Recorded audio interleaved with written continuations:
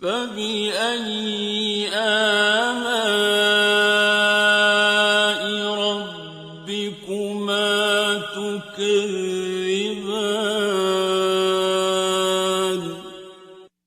تو اے گروہ جن و انس، تم اپنے پروردگار کی کون کون سی نعمت کو جھٹلاؤ گے؟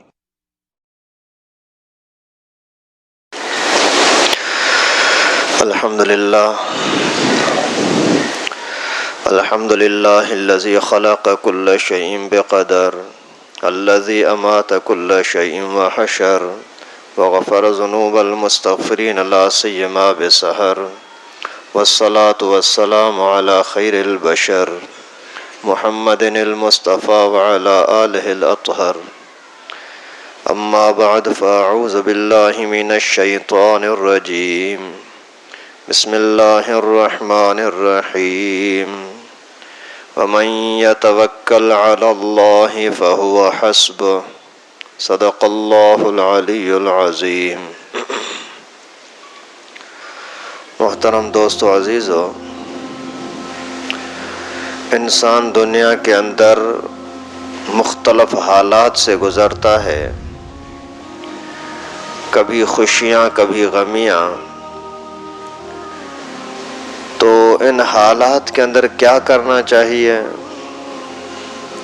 جس بندے کا جتنا اللہ جل جلالہ کے ساتھ تعلق گہرا ہوگا، تعلق زیادہ ہوگا، اتنا ہی دنیا کے اندر ٹینشن فری رہے گا،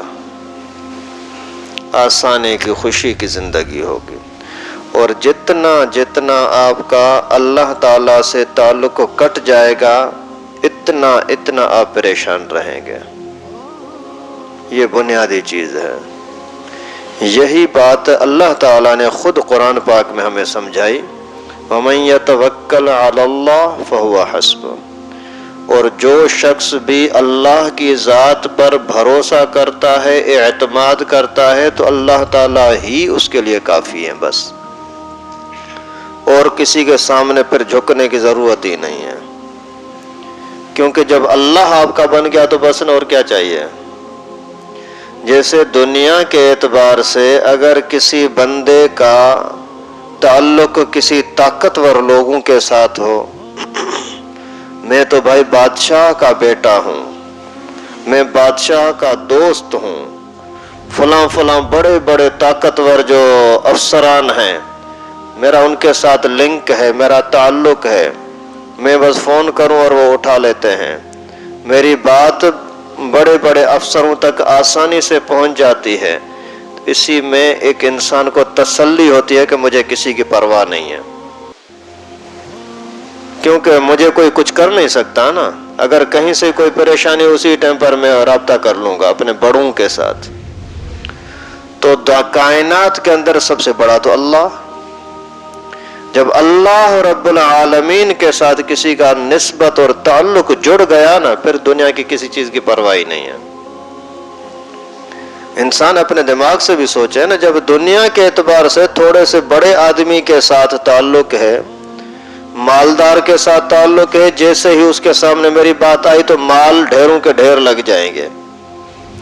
کہیں سے کسی نے دشمنی کی بات کی اور میں نے فون کر دیا تو اس کو جرأت نہیں ہوگی مجھے کوئی کچھ کر سکے.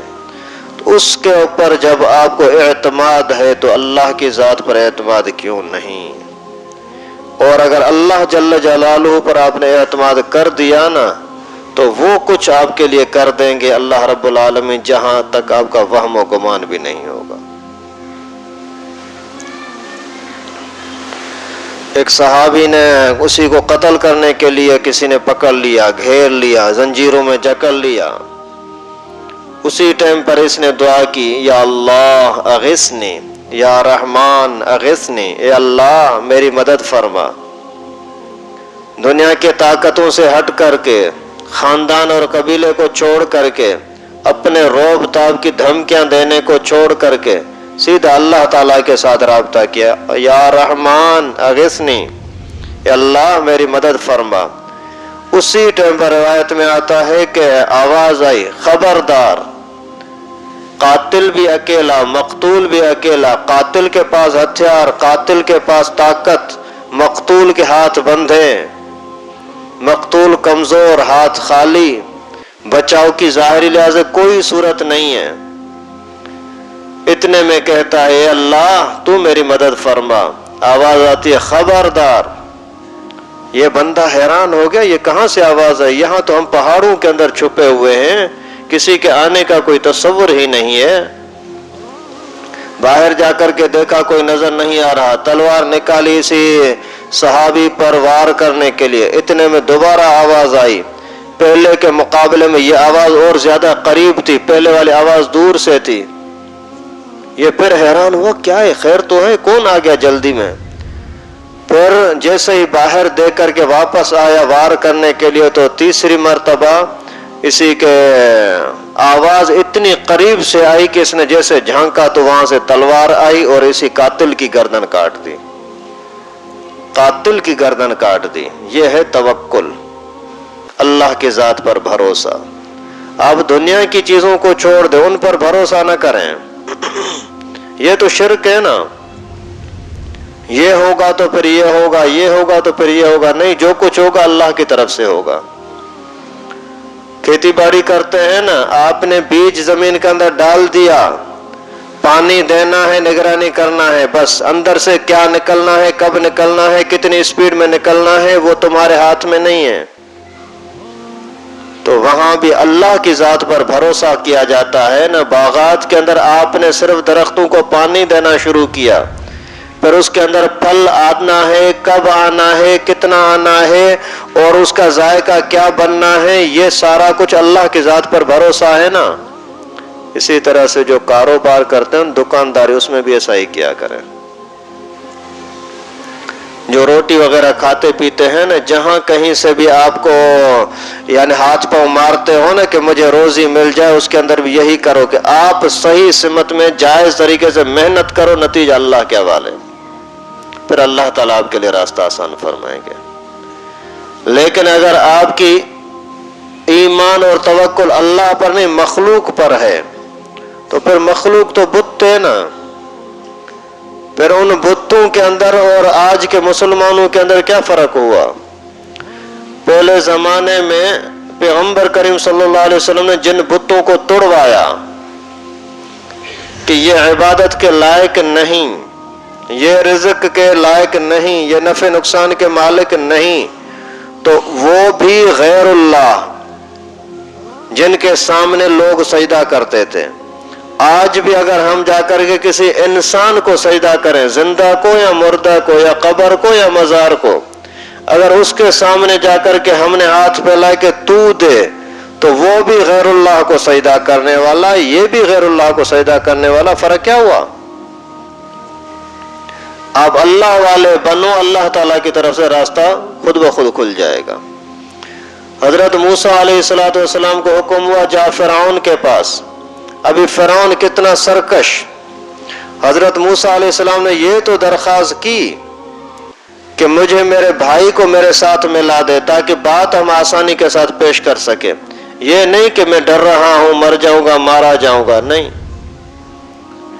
تو یہ اتنے بڑے سرکش آدمی کے پاس جانا جو صرف خواب کی وجہ سے، اپنے وہم و گمان کی وجہ سے ہزاروں بچوں کو مروا دیتا ہے کہ شاید کوئی بندہ آئے اور میری حکومت کو ٹھکرائے، میری بات کو ٹھکرائے، اس وجہ سے ان سب کو ذبح کرتے جاؤ.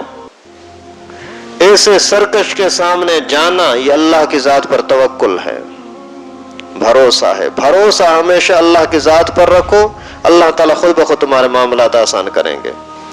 جب بڑے کے ساتھ تعلق ہو گیا نا تو پھر چھوٹوں کی پرواہ ہی نہیں ہے. جب بڑے کے ساتھ تعلق ہو جاتا ہے تو چھوٹوں کی پرواہ ہی نہیں ہے. جیسے علماء نے ایک عجیب مثال دی ہے. مثال کے طور پر گھوڑے لوگ چلاتے ہیں نا، کچھ گھوڑے تو ایسے جو تانگے میں چلانے کے لیے گھوڑا گاڑی کے اندر چلاتے ہیں، اور کچھ گھوڑے ایسے ہوتے ہیں جو مقابلے کے ہوتے ہیں، ان کی اسپیڈ کا اور ان کا مقابلہ کیا جاتا ہے. تو ابھی اگر اتنا جو قیمتی گھوڑا ہو، اسی گھوڑے کو اگر کوئی بندہ تانگے کے اندر جوڑ دے تو کوئی برداشت نہیں کرتا. خبردار، تو نے اتنے قیمتی کو، کروڑوں کے گھوڑے کو اس نے 20,000 50,000 والے گھوڑے کے ساتھ جوڑ دیا ہے. تو یہاں مالک قیمتی گھوڑے کو ہلکے کام میں، چھوٹے کام میں برداشت نہیں کرتا، کیوں کہ مالک نے اس کے لیے انتظام اعلیٰ قسم کا کیا ہے، یہ گھوڑا عمدہ نسل کا عمدہ کام کے لیے ہے۔ اسی طریقے سے کائنات کے اندر جو ساری مخلوق پیدا ہوئی ہے یہ انسان کی خدمت کے لیے، اور انسان پیدا ہوا ہے رب العالمین کی عبادت کے لیے۔ تو جو بندہ اللہ کی عبادت کے ساتھ جڑ جاتا ہے نا، پھر اللہ تعالیٰ اسی کو اسی تانگے کے اندر اور گدھا گاڑی کے اندر جوڑنے کے لیے اللہ تعالیٰ راضی نہیں ہوتے کہ وہ بھی آ کر کے اسی ہی دنیا کے گھٹیا کاموں کے اندر جڑ جائے، نہیں، اللہ تعالیٰ اسی کو ایسا سکون عطا کرتے ہیں کیونکہ اس کی نسبت اللہ کے ساتھ ہے نا۔ دنیاوی کام اپنے حساب سے کرو، لیکن بھروسہ آپ کے دل کا تعلق اور توجہ اللہ کی طرف ہو، تو پھر اللہ تعالیٰ تمہارے لیے بھی بہت کچھ عطا فرمائیں گے، کیونکہ ہر چیز کے اندر نفع نقصان اللہ کی طرف سے، ہماری طرف سے نہیں ہے۔ بہت مرتبہ ایسا ہوتا ہے کہ وہی دوائی ایک مریض کو کھلاؤ تو نفع دیتی ہے، ایک کو کھلاؤ نہیں دیتی، کیوں؟ اسی دوائی کے اندر نفع نقصان نہیں ہے۔ وہی کام دو بندے کر رہے ہیں، ایک بندے کو فائدہ مل رہا ہے دوسرے کو نہیں مل رہا ہے، کیوں؟ دو کشتیاں ایک ہی ٹائم پر سمندر میں شکار کے لیے گئی ہیں، ایک ہی علاقے میں گئی ہیں، اور دونوں بڑی محنت کے ساتھ جا رہے ہیں، ساتھ جا رہے ہیں، مچھلی بھی سامنے نظر آ رہی ہے، ایک کے لیے تو جال بھر گیا، دوسرے کو کچھ بھی نہیں ملا۔ تو اپنے آپ کو پریشانیوں سے بچانے کے لیے اللہ کی ذات پر بھروسہ کرو، پریشانیوں سے فارغ ہو جاؤ گے، کیونکہ یہی بڑی چیز ہے نا۔ اگر آپ نے اللہ کی ذات پر بھروسہ نہیں رکھا، اپنے اوپر بھروسہ رکھا، اپنے سامان کے اوپر بھروسہ رکھا کہ میرے پاس یہ چیز ہے، یہ چیز ہے، میں یہ کر لوں گا، تو پھر اگر کوئی نقصان ہوا نا تو پھر اپنے آپ پر غصہ آئے گا، ارے میں یہ کرتا تو یہ ہو جاتا، یہ کیوں نہیں کیا، یوں کیوں نہیں کیا۔ پھر نتیجہ یہ آئے گا کہ ٹینشن ٹینشن ٹینشن، اور ابھی یہ ڈپریشن کا مریض بن گیا۔ کوئی بیماری نظر نہیں آ رہی لیکن دماغ کام ہی نہیں کر رہا، کیوں؟ اسی نے اپنے اوپر وہ چیزیں جو اللہ کا کام تھا اس نے خود کرنا چاہا، کر بھی نہ سکا، اپنے آپ کو بیماری میں ڈال دیا۔ جو کر ہی نہیں سکتے تو اس کا سوچتے کیوں ہیں؟ اسی طرح سے اگر کوئی بھی معاملہ ہے آپ نے اللہ کے حوالے کر دیا، بڑے سے بڑا مسئلہ ہو، اس کے اندر اگر آپ نے یہ سوچ لیا نا کہ انا للہ و انا الیہ راجعون، جو کچھ ہمیں ملا ہے وہ بھی اللہ کا، ہم خود بھی اللہ کے، ہمیں بھی اللہ تعالیٰ کی طرف لوٹ کر جانا ہے۔ پھر بیٹا فوت ہو گیا نا، ابا فوت ہو گیا نا، تو بھی صدمہ برداشت کرنا آسان ہو جائے گا، اللہ کی مرضی ہے، جو اللہ نے چاہا وہی ہوا۔ تو اپنے آپ کو، اپنی زندگی کو پرسکون بنانے کا آسان نسخہ یہ ہے کہ اللہ کی ذات پر بھروسہ کرو، بس ٹینشن نہیں رہے گا۔ ابھی 3-4 دن مسلسل مولانا جا رہے تھے وہاں چمن میں جلسے کے لیے، اور وہاں طالبان بھی آ رہے تھے، اسی جلسے میں بیان تھا مشترکہ۔ ابھی یہاں کے لوگوں کو جلن ہو رہی تھی کہ وہ اتنے بڑے پاور والے لوگ طالبان، جن کو امریکہ کو جنہوں نے جھکا دیا، یہ کسی اور کو لفٹ نہیں کرا رہے اور مولانا کے پیچھے ہیں۔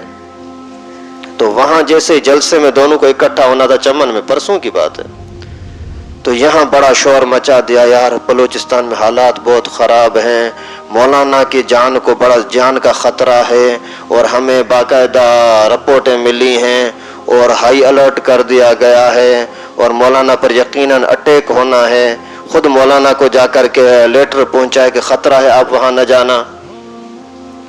تو مولانا کا بیان آیا کہ زندگی اور موت کا مالک اللہ ہے، اگر اللہ تعالیٰ نے میری رزق روزی کا ایک نوالہ بھی یہاں زندہ دنیا میں رکھا ہے تو کوئی مجھ سے وہ چھین نہیں سکتا، اور چلے گا۔ اور اللہ کے فضل بہت بڑا شان والا پروگرام بھی ہوا، ان کے ساتھ ملاقاتیں بھی ہوئیں۔ تو جب توکل اللہ کی ذات پر ہے تو دنیا کی کوئی پرواہ نہیں ہے، لیکن اگر آپ نے اللہ تعالیٰ سے توکل کو ہٹا دیا نا، پھر ہر ایک سے ڈرو گے، ارے یار یہ میرا دشمن ہے، یار اس کے کھانے میں بیمار ہو جاؤں گا، یہ پانی ابھی پینے کا ٹائم نہیں، ابھی پی لیا نا تو میں بیمار ہو جاؤں گا، یار باہر جاؤں گا تو چور سامنے آ جائیں گے، یار یہ ڈاکو آ جائیں گے، یار یہ پکڑیں گے، وہ کریں گے. یہ سارا خوف کیوں آتا ہے؟ آپ نے اللہ تعالیٰ کے ساتھ تعلق کو توڑ دیا ہے.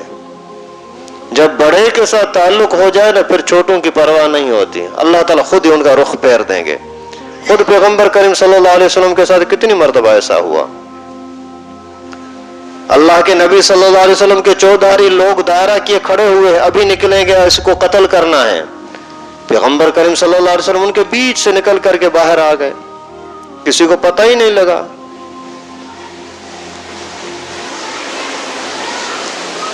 اور اسی طرح کے کئی سارے واقعات ہیں. یہاں دیوبند کا بزرگ تھا کہ اس کو انگریز پکڑنے کے لیے آیا کہ اس کو گرفتار کرو. سب ساتھیوں نے مشورہ دیا کہ آپ یہاں مسجد کے اندر مدرسے کے اندر نہ ٹھہریں، آپ کہیں چھپ جائیں. حضرت مان تو نہیں رہے تھے لیکن مشورے میں برکت ہوتی ہے. سب نے مشورہ دیا کہ آپ یہاں مدرسے میں مسجد میں نہ ٹھہریں، گھر میں نہ ٹھہریں، کہیں باہر چلے جائیں. حضرت رات کے ٹائم پر اکیلے چلے گئے جنگل کی طرف. جنگل میں جا کر کے سو گئے. کوئی بڑے پرسکون کے ساتھ نیند کر رہے ہیں، کوئی پرواہ نہیں ہے کہ کوئی سانپ آئے گا، کوئی بچھو آئے گا، کوئی پولیس والا آئے گا، کوئی درندہ آئے گا. جنگل میں سوئے ہوئے ہیں. تہجد کے ٹائم پر جیسے آنکھ کھلی، تہجد کا ٹائم ہے، نماز پڑھنی ہے، جیسے دیکھتے ہیں تو دائیں بائیں ہر طرف سانپ بیٹھے ہوئے ہیں، سانپ. اور جیسے ہی یہ اٹھے اور اٹھ کر کے دعا پڑھی کہ الحمدللہ الذی احیانی بعد ما اماتنی والیہ النشور، دعا جیسے پڑھی تو ایسا محسوس ہوا کہ سانپ تھوڑا سا اونگ رہے تھے اور سو رہے تھے، ان کی آنکھ کھل گئی اور وہ سارے کے سارے چلے گئے. یعنی وہ آئے تھے اس بزرگ کی چوکی داری کے لیے کہ اس کو کوئی نقصان نہ دے سکے. من یتوکل علی اللہ فہو حسبہ، جو اللہ کی ذات پر بھروسہ رکھے تو اللہ تعالیٰ اس کے لیے کافی ہو جاتے ہیں. اس وجہ سے آپ دنیا کے اندر کہیں سے اگر کوئی پریشانی بھی ہو جاتی ہے نا، کوئی لڑائی ہو گئی نا، آپ توجہ اللہ کی طرف کرو. اگر آپ غلط ہیں تو اللہ تعالیٰ آپ کو معاف کر دے گا کیونکہ آپ نے توجہ اللہ کی طرف کر دی. اگر آپ صحیح ہیں تو اس سے بدلہ اللہ تعالیٰ خود لے لیں گے. آپ چھوڑ دو، آپ پرواہ نہ کریں. یہ عجیب اہم ترین بات ہے، آپ اس پر تھوڑا سا غور کریں نا. کہیں سے آپ کو تکلیف ملتی ہے نا تو آپ توجہ اللہ کی طرف کریں. اگر وہ غلط ہے تو اللہ تعالیٰ اس سے نمٹ لے گا. اگر آپ غلط ہیں تو آپ کو سزا نہیں ملے گی. آپ نے چونکہ اللہ کی طرف رپورٹ پیش کی نا، اللہ تعالیٰ کی طرف توجہ کی نا، تو اللہ تعالیٰ تمہیں بھی معاف کر دیں گے. اب اس سے زیادہ عظیم نسخہ کیا ہو سکتا ہے اپنی عزت بچانے کا؟ رزق روزی کی طرف چلے گئے کہیں اور روزی نہیں ملی.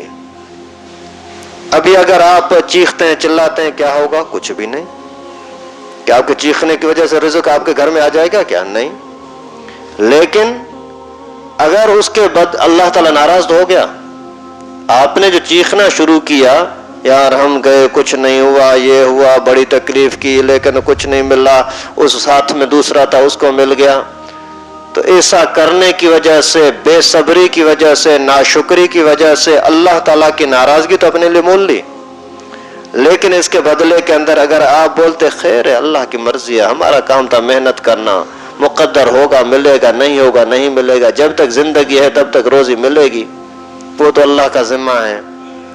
اگر آپ نے اسی طرح سے یہ تھوڑا سا شکر اور صبر والی باتیں کر دی نا تو نتیجے کے اندر اللہ تعالیٰ آپ سے خوش بھی ہو جائیں گے، آئندہ رزق کو بھی بڑھا کر دیں گے، اور اسی صبر کے بدلے میں تمہارے درجات بھی بلند ہوں گے.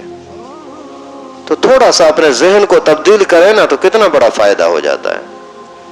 اللہ تعالیٰ سے دعا ہے کہ اللہ پاک ہم سب کو ایمانی اسلامی غیرت نصیب فرمائے، اللہ ہی کی ذات پر کامل اعتماد اور توکل بھروسہ نصیب فرمائے. وآخر دعوانا.